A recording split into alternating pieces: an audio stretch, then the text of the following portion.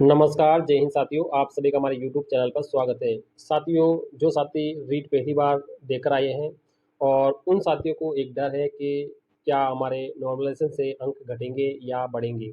साथियों, जो साथी पहली बार रीट का एग्ज़ाम दिया है, वो सबसे ज़्यादा चिंतित है क्योंकि साथियों उन्होंने यहाँ पे मास्टर पेपर जो वेबसाइट पर अपलोड किए गए हैं, उनसे जब उन्होंने मिलान किया है, तो उनके जो नंबर है L2 के जो विद्यार्थी हैं साथियों, भले वो साइंस मैथ्स का हो या वो सोशल साइंस का हो, ठीक है? तो L2 के विद्यार्थियों का जो 2 शिफ्ट में पेपर हुआ था, एक 27 को भी हुआ था और एक साथियों 28 को भी हुआ था। इन दोनों ल इन दोनों दिनों में जो लेवल 2 के जो पेपर हुए साथियों, उसमें से जो कई सारे कैंडिडेट ऐसे हैं जिनके यहाँ पे जो 82 मार्क्स है वो ही बन रहे हैं, फिक्स 82 ही बन रहे हैं। कोई साथी ऐसे हैं जिनके केवल 81 बन रहे हैं, ठीक है? और कोई साथी ऐसे हैं जिनके यहाँ पे 83-84 नंबर भी बन रहे हैं। तो साथियों यहाँ पे जो 82 अंक बनने वाला है वो सबसे ज़्यादा चिंतित है, ठीक है? वो चिंतित इसलिए है क्योंकि यहाँ पर साथियों नॉर्मलाइज़ेशन होगा तो क्या इसके घटकर 81 रह जाएँगे या नॉर्मलाइज़ेशन होने से या क्या बढ़ के इसके 83 हो जाएँगे, ठीक है? अगर घटे तो इसके क्या होगा नुकसान होगा, ठीक है? और बढ़े तो इसके क्या हो सकता है फ़ायदा हो सकता है, ठीक है?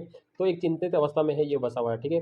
भले यहाँ पर 82 अंक का मतलब है जो ओबीसी का कैंडिडेट है, ईडब्ल्यूएस का है, एससी का है, एसटी का है, ठीक है? इन सभी कैंडिडेट के लिए समस्या है और जनरल कैटेगरी का है तो वो 90 के आस-पास फँसा हुआ है, ठीक है? क्या नॉर्मलाइज़ेशन से कम होके उसके 89 ना रह जाए, ठीक है? या नॉर्मलाइज़ेशन होके क्या इसके 91 नहीं बन जाए, ठीक है?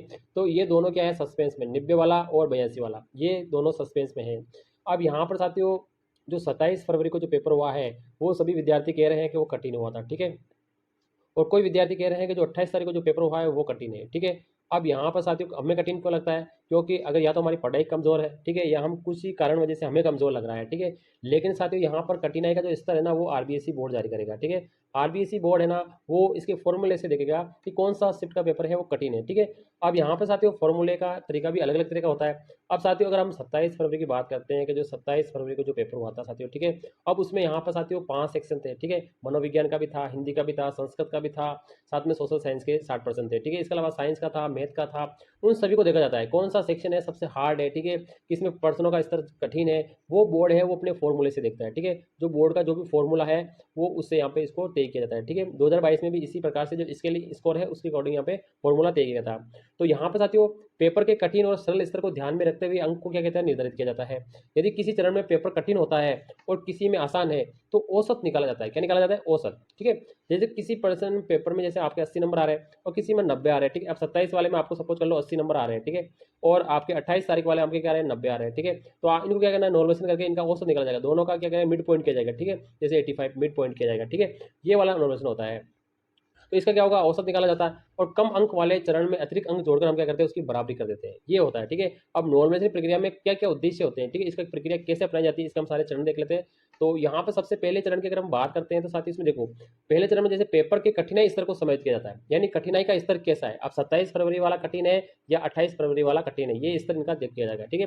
दूसरे पॉइंट में होता है कि यदि किसी एक ही परीक्षा के विभिन्न चरणों में परीक्षा के कठिनाई स्तर में अंतर होता है तो नॉर्मलाइजेशन की प्रक्रिया का समायोजित किया जाता है। यानी एक से अधिक जैसे 2 चरणों में पेपर हुआ था, 2 दिनों तक हुआ था, तो इसमें नॉर्मलाइजेशन प्रक्रिया अपनाना ज़रूरी है, ठीक है? और साथ ही अगर तीसरे पॉइंट की बात करते हैं इसमें देखो, उम्मीदवारों को समान अवसर अवसर प्रदान करना, ये भी इस नॉर्मलाइजेशन की प्रक्रिया का भाग होता है। चौथा है कि ये सुनिश्चित करना कि सभी उम्मीदवारों को समान अवसर मिले, भले ही वे किसी भी चरण में परीक्षा दे रहे हैं। ऐसे नहीं कि भाई 27 फरवरी वालों को नुकसान हो जाए, 28 फरवरी वालों को फायदा हो जाए, उसके सरल पेपर आया फिर फायदा हो जाए, कठिन वाले के नुकसान हो जाए। यहाँ पे समान अवसर यहाँ पे सभी को दिया जाएगा, 27 वाला हो या 28 वाला हो, उन दोनों को यहाँ पे समान अवसर दिया जाएगा, ठीक है? अब नॉर्मलाइजेशन प्रक्रिया कैसे काम करती है इसको हम देखते हैं, ठीक है? नॉर्मलाइजेशन की प्रक्रिया काम कैसे करती है। अब यहाँ पे पेपर की कठिनाई का पहले तो निर्धारण किया जाता है, उसका स्तर का निर्धारण करना जरूरी है, ठीक है? उसके बाद में दूसरा है कि सबसे पहले परीक्षा के विभिन्न चरणों में पेपर के जो भी कठिनाई स्तर है उनका सबका निर्धारण किया जाएगा और औसत अंक का क्या गया है निर्धारण किया जाएगा, औसत अंक निकालना जरूरी है, ठीक है? उसके बाद में साथियों प्रत्येक चरण के लिए औसत अंक निर्धारित किया जाएगा, प्रत्येक चरण के लिए। तो यहाँ पे आपके 2 ही चरण हुए, ठीक है? 2 ही चरण है तो 2 के औसत अंक आपको देखे जाएंगे। अब औसत अंक देखने के बाद जो जिसमें कम पढ़ रहे हैं उसमें क्या होगा अतिरिक्त अंक जोड़ा जाएगा, क्या जाएगा अतिरिक्त अंक जोड़ के दोनों के जाएगा बराबर किया जाएगा, ठीक है? छठा है यदि किसी चरण में पेपर कठिन था तो उस चरण में प्राप्त अंकों में अतिरिक्त अंक क्या होते हैं जोड़े जाते हैं ताकि औसत अंक समान हो जाए, ये यहाँ पे क्या है कठिन वाले पेपर में ही अंक जुड़ेंगे, ये आपका देखना है, ठीक है? और कठिन का जो फॉर्मूला है वो आपको फिर आपका नॉर्मल अंक तय होगा, ठीक है? कि कितने अंक बन रहे हैं और इस प्रकार सभी चरणों के नॉर्मल अंक क्या होगा प्राप्त होंगे और जो पेपर के कठिन स्तर होगा उसमें क्या करें समय अंतर को क्या समझ करें, यानी जो अंतर होगा दोनों शिफ्ट में उसको यहाँ पे क्या एडजस्टमेंट कर दिया जाएगा, ठीक है? उदाहरण के तौर पर कोई उदाहरण लेकर देखते हैं, ठीक है? उदाहरण लेते हैं कोई जैसे मान लीजिए कि एक परीक्षा में 2 चरण है, कितने हैं? 2 चरण, सपोज कर लो 27 फरवरी और 28 फरवरी वाला 2 चरण, एक 27 का है और एक 28 का है, ये 2 चरण है, ए और बी, ठीक है। अब ए में पेपर कठिन था, सपोज कर लो आपका 27 वाला सभी बच्चे कहते हैं कठिन था, ठीक है, और पेपर चरण बी है ना वो कठिन आसान था, यानी ये वाला पेपर क्या था? आसान था, ठीक है, ये थोड़ा कठिन था और ये क्या था? आसान था। यदि किसी उम्मीदवार ने चरण ए में 70 अंक प्राप्त किए, यानी 27 तारीख को उन्होंने क्या कहते हैं 70 अंक प्राप्त किए, ठीक है, और चरण बी में 80 अंक प्राप्त किए, अब 28 तारीख वाले जो पेपर है उसमें उन्होंने क्या कहते हैं 80 अंक प्राप्त किए, ठीक है। तो नॉर्मलाइजेशन की प्रक्रिया के बाद में चरण ए में उम्मीदवार के अंकों को क्या बढ़ाया जाएगा, इसके अंकों को यहाँ पे क्या कहेगा बढ़ाया जाएगा, ठीक है, और चरण बी के औसत अंक को क्या कहता है समान कर दिया जाएगा, ठीक है, इन दोनों को 70 और 80 का क्या कहता है रेशियो निकाल दिया जाएगा, बीच का रेशियो, ठीक है। इस प्रकार से नॉर्मलाइजेशन होता है, ठीक है। अब यहाँ पर एक सत्य हम एक पीडीएफ भी देख लेते हैं, पीछे जो पिछली बार एक बार पूछी गई थी, ठीक है। अब यहाँ पर एक नॉर्मलाइजेशन का फॉर्मूला भी यहाँ पर आता है, ठीक है, तो इसको हम देख लेते हैं। पिछली बार जो रीट 2022 थी उसमें भी यहाँ पे फॉर्मूला अपनाया गया है, यहाँ पे औसत माध्य निकाला जाता है, ठीक है। अब यहाँ पर क्या कहते हैं साथ इसका मानक विचलन भी निकाला जाता है, ठीक है। तो सबसे पहले तो यहाँ पे सपोज कर लो पिछली जो 2022 में जो भर्ती हुई थी, 2022 के अंदर रीट हुई थी उसमें कैसे नॉर्मलाइजेशन हुआ था, तो उसमें 3 शिफ्ट थी, पहली शिफ्ट, तीसरी और चौथी, क्योंकि पहली पारी के अंदर तो क्या L1 का पेपर था उसमें कोई दिक्कत वाली, फिर लेवल पारी 2, पारी 3 और पारी 4, यहाँ पे लेवल 2 के पेपर थे, ठीक है। सबसे पहले इनका माध्य निकला गया, तो पारी 2 का माध्य ये निकला, पारी 3 का माध्य ये निकला और पारी 4 का माध्य, तो माध्य फॉर्मूले से निकाला जाएगा, ठीक है। तो ये आपका क्या होगा, माध्य निकल गया। अब उसके बाद में क्या होता है इसका तीनों पारी का मानक विचलन निकाला जाए, तो मानक विचलन जैसे इसका पारी 2 का ये आ रहा है, पारी 3 का ये आ रहा है और पारी 4 का ये आ रहा है, ठीक है। तो दो निकल जाएंगे, एक तो माध्य निकाला जाएगा और एक मानक विचलन निकाला, दो निकाले जाएंगे, ठीक है। अब यहाँ पे ऐसे समझेंगे नॉर्मल का फॉर्मूला कैसे काम करेगा, तो यहाँ पे स्केलिंग अंक निकाले जाएंगे, क्या निकाले जाएंगे? स्केलिंग अंक निकाले जाएंगे। अब यहाँ पे 3 पारी थे, तो तीसरी पारी के अंक यहाँ पे इन्होंने दिए हैं, फिर प्राप्तांक में से आपको पारी के माध्य अंक घटाए, फिर अभ्यर्थी के पारी के मानक विचलन का भाग लगाया और गुणा कर दिया तीसरी पारी के मानक विचलन से।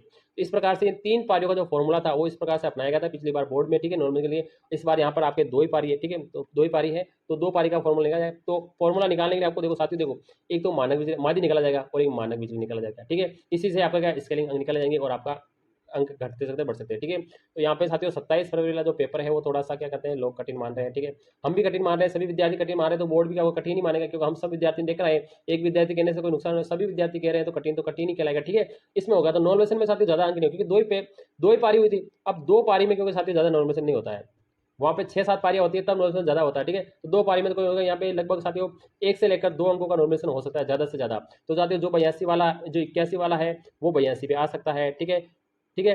अब 28 फरवरी वाले को थोड़ा चिंता है कि अगर 28 फरवरी वाले में 82 बन रहे हैं तो वो घट सकते हैं, ठीक है, ये थोड़ा हो सकता है, लेकिन हम कुछ नहीं कह सकते साथियों, हम तो अनुमान लगा रहे हैं। सब कुछ किसका होता है साथियों? बोर्ड के फॉर्मूले से होगा।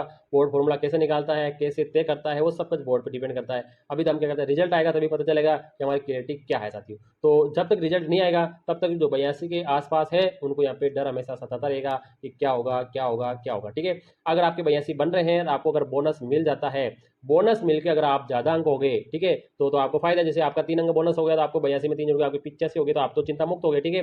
अब कितना कितना नॉर्मलाइजेशन हो सकता है, लेकिन कोई साथी ऐसा है कि जिसके मान लो कि भाई सपोज चलो 88 बन रहे हैं, नहीं 88 नहीं साथियों, जैसे उसके 79 बन रहे हैं, अब उसके डिलेट हुए, डिलेट होने के बाद में वो 82 पहुंच गया, डिलेट होने के बाद में 82 पहुंच गया, लेकिन नॉर्मलाइजेशन हो गया तो वापस वो घट सकता है, ये दिक्कत उसकी हो सकती है, क्योंकि वो 79 पे था, डिलेट हुए तो 82 आया था, नॉर्मलाइजेशन हो गया तो वापस घट के वो क्या होगा 70 है, जो 70 हो जाएगा, 79 है 80 हो जाएगा, 81 हो जाएगा, 82 होना चाहिए, ठीक है। तो ये चिंता हो रही है, तो जब तो ये तो रिजल्ट आएगा तभी पता चलेगा। Thank you.